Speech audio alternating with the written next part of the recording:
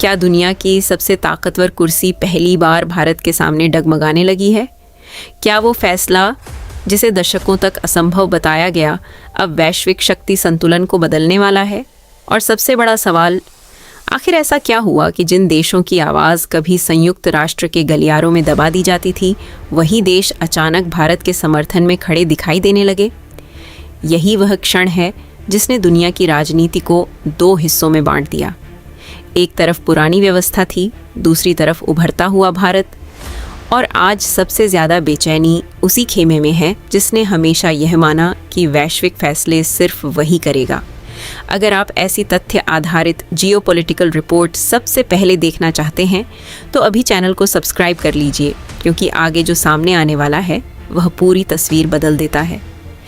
संयुक्त राष्ट्र की उस विशाल महासभा में जब भारत का प्रस्ताव रखा गया तो शुरुआत में माहौल सामान्य दिखाई दे रहा था, लेकिन जैसे जैसे समर्थन बढ़ने लगा वैसे वैसे कई प्रतिनिधिमंडलों के चेहरों के भाव बदलने लगे।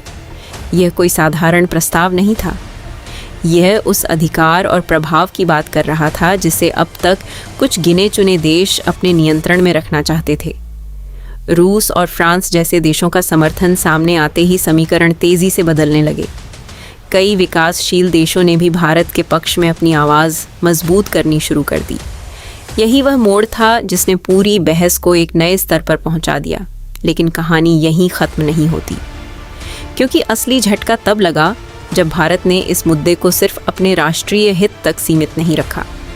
भारत ने इसे वैश्विक न्याय, आतंकवाद के खिलाफ सख्त कार्रवाई और विकासशील देशों की भागीदारी से जोड़ दिया। यही कारण था कि अफ्रीका, एशिया और लैटिन अमेरिका के कई देशों ने इसे अपने हितों से जुड़ा हुआ मुद्दा मानना शुरू कर दिया। वर्षों से जो देश खुद को वैश्विक व्यवस्था में हाशिए पर महसूस करते थे, उन्हें पहली बार लगा कि कोई उनकी आवाज़ को भी मंच पर ला रहा है। यहीं से पूरा मामला बदल जाता है। तुर्की और पाकिस्तान जैसे देशों के खेमे में अचानक असहजता दिखाई देने लगी। भारत ने स्पष्ट संदेश दिया कि उसकी समुद्री संप्रभुता और रणनीतिक हितों के साथ किसी भी प्रकार की छेड़छाड़ स्वीकार नहीं की जाएगी। यह संदेश केवल सार्वजनिक मंचों तक सीमित नहीं था, बल्कि कूटनीतिक चैनलों के माध्यम से भी पहुंचाया गया। परिणाम यह हुआ कि जिन देशों से पहले आक्रामक बयान आते थे, उनके स्वर काफ़ी नरम पड़ते दिखाई दिए। और यही वो जानकारी है जिसके बारे में बहुत कम लोग जानते हैं। चीन की स्थिति भी दिलचस्प हो गई। सार्वजनिक रूप से वह संतुलित बयान देता रहा, लेकिन कई विश्लेषकों का मानना है कि बीजिंग भारत की बढ़ती रणनीतिक क्षमता को गंभीरता से देख रहा है। हिंद महासागर और वैश्विक व्यापार मार्गों पर भारत की बढ़ती भूमिका ने चीन के रणनीतिकारों को नए सिरे से सोचने पर मजबूर कर दिया है। यही वजह है कि कुछ क्षेत्रों में प्रतिस्पर्धा के बावजूद संवाद बनाए रखने की कोशिशें भी तेज़ हुई हैं। लेकिन असली खेल अब शुरू होता है। वॉशिंगटन में बेचैनी बढ़ने लगी। अमेरिकी नेतृत्व को यह एहसास होने लगा कि अगर भारत को व्यापक अंतर्राष्ट्रीय समर्थन मिल गया तो वैश्विक संस्थाओं में शक्ति संतुलन बदल सकता है। रिपोर्टों के अनुसार भारत पर दबाव बनाने के लिए आर्थिक और कूटनीतिक विकल्पों पर भी चर्चा हुई, लेकिन भारत का जवाब स्पष्ट था। अगर वैश्विक व्यवस्था में समान भागीदारी नहीं मिलेगी तो विकासशील देश नए सहयोगी मंचों की ओर बढ़ सकते हैं। यही वह संदेश था जिसने पश्चिमी रणनीतिक हलकों में चिंता बढ़ा दी। आगे जो सामने आया उसने सभी को चौंका दिया। खुफिया एजेंसियों ने संकेत देना शुरू किया कि भारत के खिलाफ कानूनी, तकनीकी और सूचना युद्ध की रणनीतियां तैयार की जा रही हैं। उद्देश्य यह था कि भारत की बढ़ती छवि को चुनौती दी जाए और उसके समर्थन को कमज़ोर किया जाए। लेकिन भारत पहले से तैयार दिखाई दिया। विभिन्न देशों में उसके कूटनीतिक नेटवर्क सक्रिय हो गए और संभावित विरोधी अभियानों का जवाब देने की रणनीति बनाई जाने लगी। अगर अभी तक चैनल को सब्सक्राइब नहीं किया है तो अभी कर लीजिए, क्योंकि आगे की जानकारी बेहद महत्वपूर्ण है। भारत ने अपने नए प्रभाव का उपयोग करते हुए उन देशों के खिलाफ सख्त अंतर्राष्ट्रीय कार्रवाई की मांग उठाई जो नियमों का उल्लंघन करते आए हैं। इस प्रस्ताव ने कई पश्चिमी देशों को असहज कर दिया, क्योंकि अब बहस सिर्फ शक्ति की नहीं बल्कि जवाबदेही की भी होने लगी थी। मानवाधिकार और लोकतंत्र की बात करने वाले देशों को भी यह चिंता सताने लगी कि कहीं उनके पुराने रिकॉर्ड पर सवाल न उठने लगे। और अब सबसे बड़ा सवाल, क्या ये सिर्फ कूटनीतिक जीत है या फिर वैश्विक आर्थिक व्यवस्था में भी बदलाव की शुरुआत? विश्व बैंक और अंतर्राष्ट्रीय मुद्रा कोष जैसे संस्थानों में भारत की बढ़ती भूमिका पर चर्चा तेज हो गई है। जिन नियमों को कभी पश्चिमी देशों के हितों के अनुसार बनाया गया था, अब उन पर पुनर्विचार की मांग उठने लगी है। भारत का तर्क है कि विकासशील देशों को निर्णय प्रक्रिया में वास्तविक भागीदारी मिलनी चाहिए। यही मांग अब एक वैश्विक बहस का रूप ले चुकी है, लेकिन कहानी का सबसे संवेदनशील हिस्सा अभी बाकी है, क्योंकि जैसे जैसे भारत का प्रभाव बढ़ रहा है, वैसे वैसे उसके खिलाफ डिजिटल और सूचना युद्ध की आशंकाएं भी बढ़ रही हैं। विशेषज्ञ मानते हैं कि भविष्य की लड़ाई केवल सीमाओं पर नहीं, बल्कि डेटा, नैरेटिव और वैश्विक जनमत के स्तर पर भी लड़ी जाएगी। भारत के रणनीतिक संस्थान इसी संभावना को ध्यान में रखते हुए अपनी तैयारियां मजबूत कर रहे हैं। दुनिया अब एक ऐसे मोड़ पर खड़ी है जहां पुरानी व्यवस्था और उभरती नई व्यवस्था आमने सामने दिखाई दे रही है। एक तरफ वे ताकतें हैं जो दशकों से वैश्विक नेतृत्व अपने हाथों में रखना चाहती हैं। दूसरी तरफ भारत है, जो कह रहा है कि अब निर्णय अधिक प्रतिनिधित्व और अधिक संतुलन के आधार पर होने चाहिए। और यही वह संघर्ष है जो आने वाले वर्षों में अंतर्राष्ट्रीय राजनीति की दिशा तय कर सकता है। लेकिन क्या आपको लगता है कि यह संघर्ष सिर्फ संयुक्त राष्ट्र के मंच तक सीमित है? असली तनाव अब समुद्र की गहराइयों तक पहुंच चुका है। प्रशांत महासागर और हिंद महासागर के बीच चल रही रणनीतिक गतिविधियों ने दुनिया के बड़े सैन्य विश्लेषकों का ध्यान अपनी ओर खींच लिया है। रिपोर्टें बताती हैं कि अमेरिका ने अपने कुछ महत्वपूर्ण नौसैनिक संसाधनों को ऐसे क्षेत्रों में सक्रिय किया है जिन्हें वह संवेदनशील मानता है। दूसरी तरफ भारत ने भी अपनी समुद्री निगरानी और रणनीतिक तैयारी को मजबूत करना शुरू कर दिया है। यह कोई खुली जंग नहीं है, लेकिन यह संकेत ज़रूर है कि दोनों देश एक दूसरे की क्षमता और इरादों को परख रहे हैं। अगर आप ऐसी गहराई वाली जियोपॉलिटिकल एनालिसिस नियमित देखना चाहते हैं तो अभी चैनल को सब्सक्राइब कर लीजिए, क्योंकि आगे की जानकारी इस पूरे घटनाक्रम की सबसे महत्वपूर्ण कड़ी जोड़ती है। लेकिन कहानी यहीं ख़त्म नहीं होती, क्योंकि सबसे बड़ी हलचल खुफिया तंत्रों के भीतर मची हुई है।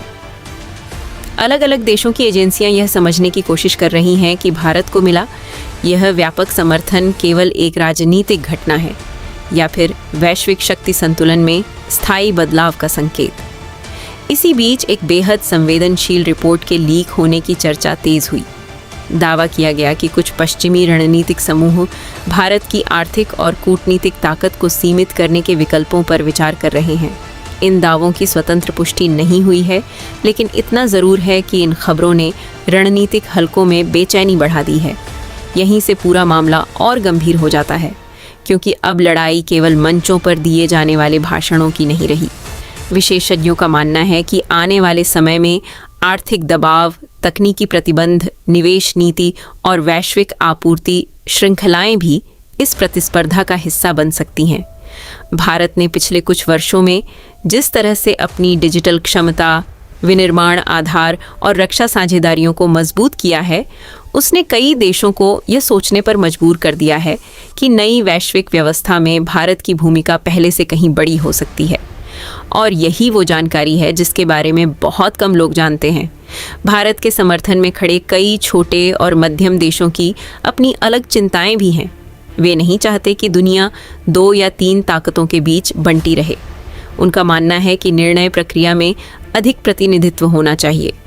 यही कारण है कि भारत की बात केवल दक्षिण एशिया तक सीमित नहीं रही, बल्कि अफ्रीका, लैटिन अमेरिका और एशिया के कई देशों में भी गूंजने लगी। भारत ने इस समर्थन को केवल राजनीतिक जीत की तरह नहीं, बल्कि एक जिम्मेदारी की तरह पेश करने की कोशिश की है। लेकिन असली खेल अब शुरू होता है, क्योंकि सूचना युद्ध की आशंका लगातार बढ़ रही है। विशेषज्ञ चेतावनी दे रहे हैं कि भविष्य की सबसे बड़ी लड़ाई जनमत को प्रभावित करने की होगी। सोशल मीडिया, डिजिटल प्लेटफॉर्म, अंतर्राष्ट्रीय मीडिया नैरेटिव और साइबर स्पेस अब रणनीतिक हथियार बन चुके हैं। भारत के नीति निर्माताओं ने भी इस खतरे को गंभीरता से लेना शुरू कर दिया है। कई रिपोर्टों के अनुसार देश के भीतर डिजिटल सुरक्षा और सूचना प्रबंधन से जुड़े तंत्रों को और मजबूत किया जा रहा है ताकि किसी भी बाहरी दुष्प्रचार अभियान का तेजी से जवाब दिया जा सके। आगे जो सामने आया उसने सभी को चौंका दिया। विश्व बैंक और अंतर्राष्ट्रीय मुद्रा कोष जैसे संस्थानों में भी भारत की भूमिका पर चर्चा तेज हो गई। दशकों तक जिन आर्थिक नियमों को कुछ देशों के हितों के अनुसार आकार दिया गया, अब उन पर पुनर्विचार की मांग उठने लगी है। भारत का तर्क है कि विकासशील देशों को केवल कर्ज लेने वाले देशों की तरह नहीं, बल्कि नीति निर्माण में बराबरी के भागीदार की तरह देखा जाना चाहिए। यही विचार अब वैश्विक आर्थिक बहस का हिस्सा बनता जा रहा है। लेकिन सबसे संवेदनशील सवाल अभी बाकी है। क्या इस बढ़ती ताकत के साथ भारत के भीतर भी चुनौतियां बढ़ेंगी? कई विश्लेषक मानते हैं कि जब कोई देश वैश्विक स्तर पर तेजी से उभरता है, तो बाहरी दबाव के साथ साथ आंतरिक विभाजन पैदा करने की कोशिशें भी बढ़ सकती हैं। यही वजह है कि राष्ट्रीय एकता, आर्थिक स्थिरता और संस्थागत मजबूती को अब पहले से कहीं ज़्यादा महत्वपूर्ण माना जा रहा है। अब दुनिया एक ऐसे मोड़ पर खड़ी है जहां पीछे लौटना मुश्किल होता जा रहा है। एक तरफ वे देश हैं जो पुरानी व्यवस्था को बचाए रखना चाहते हैं, दूसरी तरफ वे देश हैं जो अधिक संतुलित और प्रतिनिधित्व वाली वैश्विक व्यवस्था की मांग कर रहे हैं। भारत इस बहस के केंद्र में आ चुका है। यही कारण है कि उसकी हर कूटनीतिक चाल, हर आर्थिक फैसला और हर रणनीतिक साझेदारी को अब पूरी दुनिया ध्यान से देख रही है। और यही इस पूरी कहानी का सबसे बड़ा संदेश है। यह केवल किसी एक प्रस्ताव की जीत या हार नहीं है। यह उस बदलाव की शुरुआत हो सकती है जिसमें वैश्विक शक्ति संतुलन धीरे धीरे नई दिशा में आगे बढ़े। आने वाले वर्षों में यह तय होगा कि क्या भारत वास्तव में उस भूमिका तक पहुंच पाएगा जिसकी चर्चा आज दुनिया भर में हो रही है। लेकिन इतना तय है कि अब उसे नज़रअंदाज करना किसी भी महाशक्ति के लिए आसान नहीं रह गया है। अगर आप ऐसी तथ्य आधारित, संतुलित और गहराई वाली जियोपॉलिटिकल रिपोर्ट्स सबसे पहले देखना चाहते हैं तो अभी चैनल को सब्सक्राइब कर लीजिए। वीडियो पसंद आया हो तो लाइक ज़रूर करें और कमेंट में बताइए, क्या आपको लगता है कि यह केवल कूटनीतिक सफलता है या फिर दुनिया की शक्ति व्यवस्था में एक नए युग की शुरुआत?